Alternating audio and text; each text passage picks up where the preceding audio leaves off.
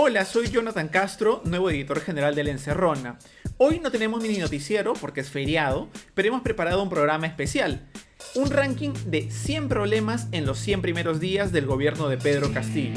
Estos no son problemas que se le pueda atribuir a otras personas o a la oposición, sino directamente a Castillo y a Perú Libre. El mismo día designaron a un mismo funcionario en dos cargos distintos, uno en el Ministerio de Transportes y otro en el de Producción. Se trata de Enver Figueroa Bazán. Designan como embajadora de Bolivia a Karina Palacios, exfuncionaria del gobierno regional de Junín durante la gestión de Vladimir Cerrón. Designan a Braulio Grajeda, ex abogado de Cerrón, como viceministro de Gobernanza Territorial. Duró en el cargo hasta este fin de semana. La Contraloría señala que Auner Vázquez, asesor cercano del presidente Castillo, no tiene el perfil requerido para asumir el cargo de jefe del gabinete técnico de la presidencia. La vicepresidenta Dina Boluarte solicita licencia por 5 años a RENIEC, pues en cualquier momento podría dejar el cargo por la convulsión en el país, dice. La RENIEC le niega la licencia y Servir anula la decisión de la RENIEC. La viceministra de Gestión Pedagógica, Vanessa Toribio, protestó contra el jefe de gabinete de asesores del Ministerio de Educación por un caso de acoso sexual y hostigamiento y la terminaron separando a ella también de su cargo. Guido Bellido escribe en Twitter que Caliwarma tiene que comprar conservas nacionales. En respuesta, Caliwarma le informa que el 96,8% de las conservas que entregan son de origen nacional. Ciro Gálvez planteó que el Ministerio de Cultura absorba turismo, pero el ministro de Turismo, Roberto Sánchez, le responde que esa es solo una opinión personal, pero que no está en la agenda del gobierno. Hace 2 meses no designan a un viceministro de Interculturalidad, y Ciro Gálvez había dicho que esa iba a ser una persona que venga de un pueblo originario. Designan a Juan Francisco Silva como ministro de Transportes y Comunicaciones. Él, en el 2011, había sido denunciado por agredir a su expareja, según reveló Cuarto Poder. Designan a Natalia Jiménez Velázquez, ex militante de Perú Libre, como directora ejecutiva de Provías Descentralizado en el Ministerio de Transportes. Ella es una abogada que recién se había titulado a fines del 2019 y la tuvieron que cambiar en 24 horas porque no cumplía los 10 años de experiencia que se exigía. Designan como director ejecutivo de Promovilidad en el Ministerio de Transportes a Alberto Falla, fundador de una empresa que emitía revisiones técnicas Bamba, por lo que la empresa fue cerrada. Y esta empresa también fue la que le dio la revisión técnica al camión que causó una deflagración en Villa El Salvador. Designan al ex congresista Marco Tulio Falconi como asesor del Ministerio de Transportes y renuncia a la semana. Él figuraba en el registro de llamadas del ex juez César Inostroza, involucrado en el caso Cuellos Blancos. El ministro de Transportes, Juan Silva, se queja de Canal 7.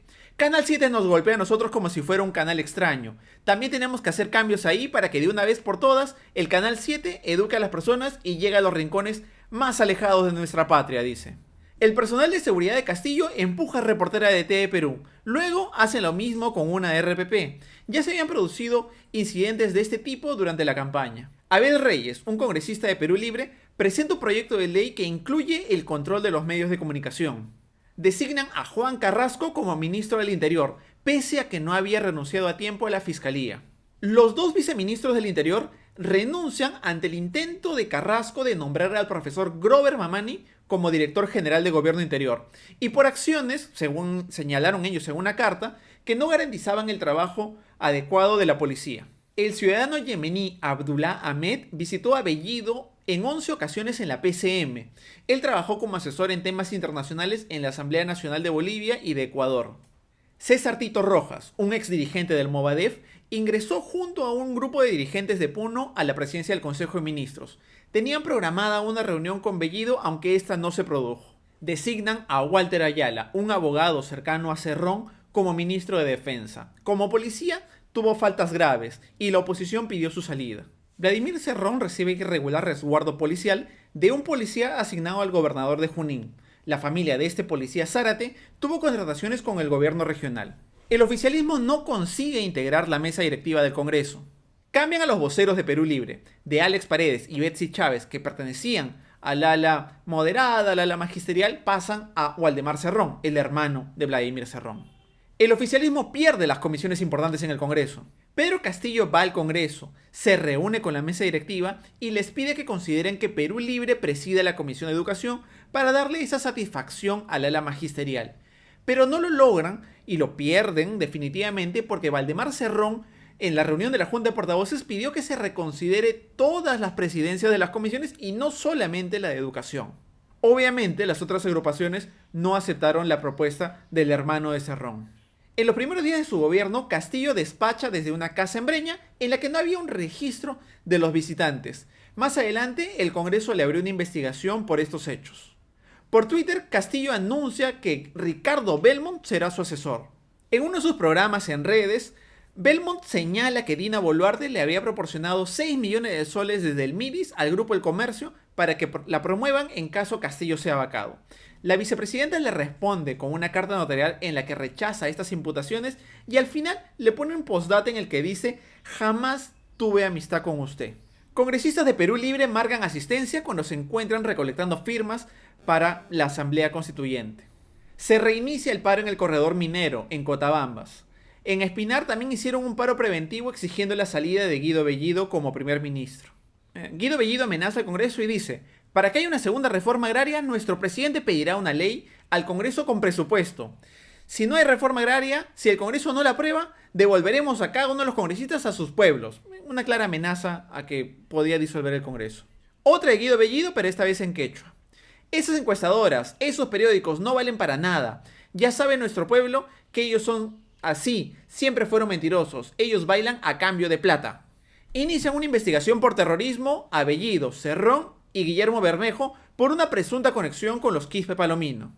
Cerrón señala que el Perú saldrá del Grupo de Lima, algo que la Cancillería hasta ese momento no había anunciado. Salen videos del canciller Héctor Béjar en los que señala que el terrorismo lo inició la Marina y que Sendero Luminoso en parte es obra de la CIA.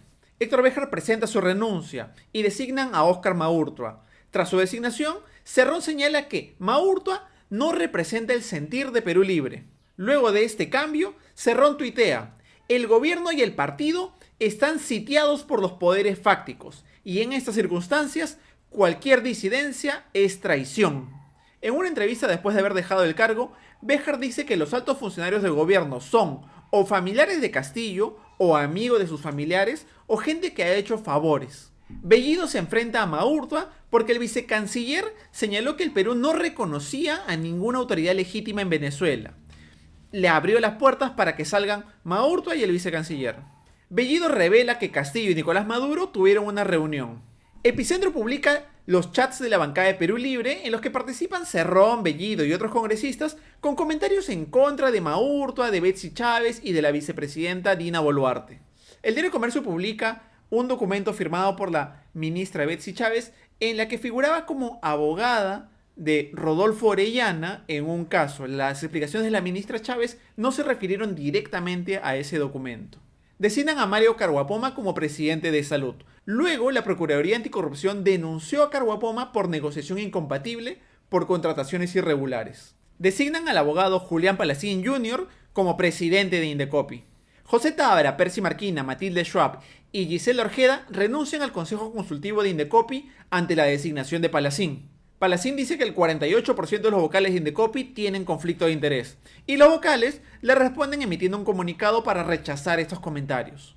Guido Bellido dejó de hacer las tradicionales conferencias de prensa que se realizaban después de las sesiones del Gabinete de Ministros para informar los acuerdos. El programa Punto Final accede a las actas de los gabinetes de ministros y revela que el presidente Castillo tenía realmente pocas intervenciones, no trazaba el norte del gobierno. La bancada de Perú Libre lanza un comunicado en contra del ministro de Justicia Aníbal Torres por haber dicho que Cerrón era una mala influencia. Designan como jefe de la DINI a José Luis Fernández Latorre, un policía en retiro que fue comisario de Tacabamba y realmente no tenía experiencia en inteligencia. Antes había sido investigado por varios casos, pero en especial por agredir a un alumno. A raíz del caso Los Dinámicos del Centro, la Fiscalía inicia una investigación contra las mismas personas por lavado de activos para financiar las campañas de Perú Libre y los gastos que tenían en la defensa de Cerrón. La Fiscalía incluye a Guido Bellido y a Vladimir Cerrón en la investigación por lavado de activos. Congelan las cuentas de la mamá de Cerrón en la que tenía más de 1 millón de soles. Richard Rojas, un personaje que durante la campaña estuvo al lado de Pedro Castillo recorriendo el país, intentó retirar 376.000 soles de Cerrón, pero la UIF congeló esa transacción. Un aspirante a colaborador eficaz señaló que los dinámicos del centro financiaron la campaña congresal de Guido Bellido. Incluyen a Dina Boluarte en la investigación de lavado de activos por haber abierto una cuenta mancomunada en la que se recibió fondos para pagar la reparación civil que adeudaba Vladimir Cerrón. Dictan prisión preventiva contra 5 investigados por el caso de dinámicos del centro, pero ellos se encuentran prófugos. El gobierno se demora 12 días en poner a los 5 dinámicos en la lista de los más buscados. Nombran a Richard Rojas como embajador en Panamá. Nombran a Richard Rojas como embajador en Venezuela.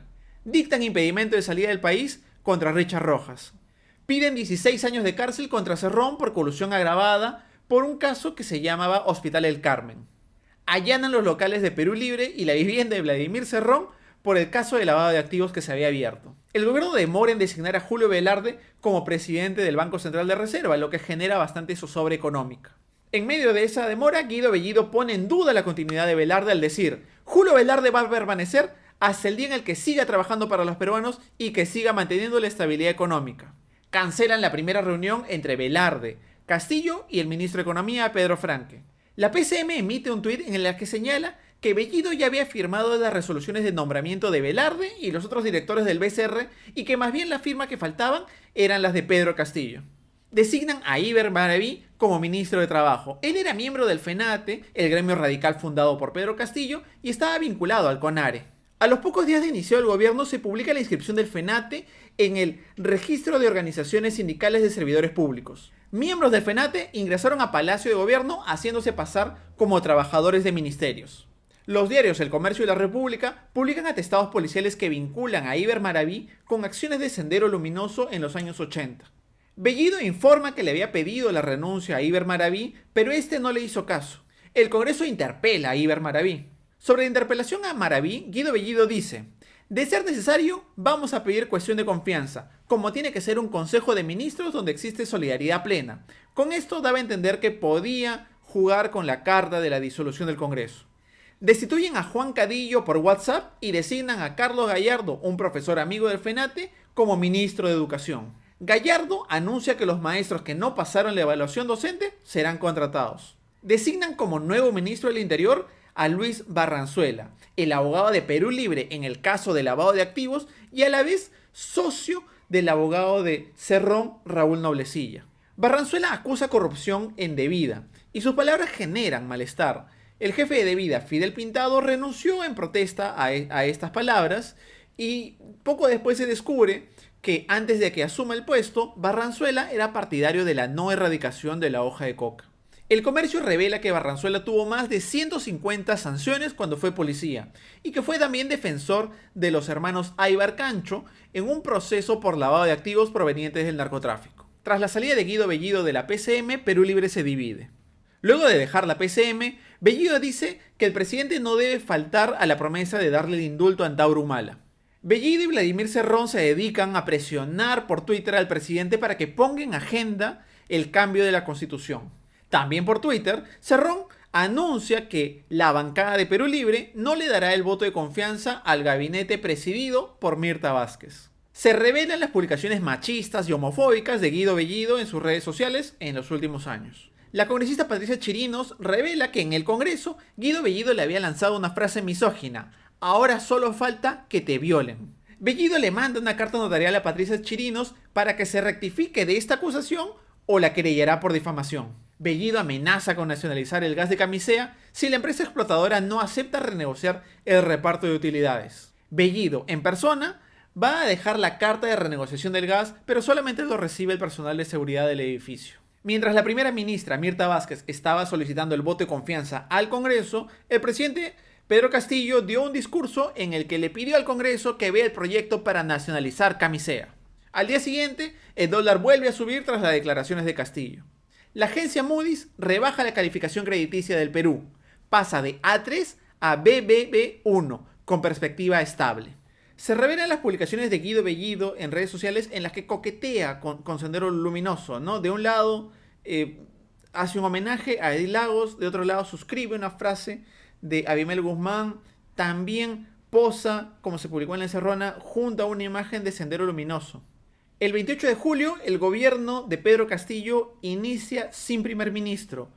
Se cayó Roger Nájar, el que había sido el coordinador del Plan Bicentenario, una de las principales articuladores, luego de que se recordara que él había tenido una hija a la que no había reconocido con una menor de 14 años.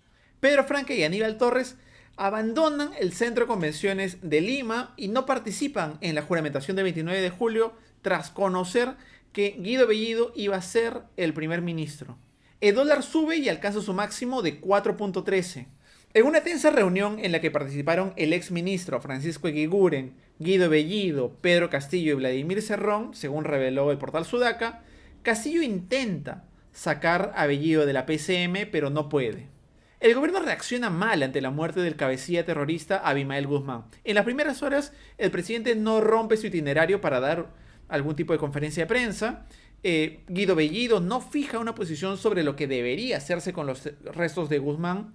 El ministro de Transportes al día siguiente no quiso declarar sobre lo que significaba este hecho y días después el gabinete no aprobó una iniciativa que había para incinerar el cuerpo de Guzmán. Uno de los principales problemas, como habrán visto en la larga lista de ranking que hemos hecho, es la propia designación de Guido Bellido como su primer ministro al inicio de su gobierno. Pero creo que el principal problema en estos 100 días de gobierno ha sido que el presidente Castillo no ha querido dar una sola entrevista a ningún medio de comunicación en la que exponga sus lineamientos generales, su visión de cómo es el país, en fin, que muestre transparencia a la fiscalización que se le hace. Esta es la lista, este es el ranking que hemos elaborado con el que pueden estar o no de acuerdo, pero esperamos que sirva como un recordatorio de los principales hechos en estos primeros días del gobierno de Pedro Castillo.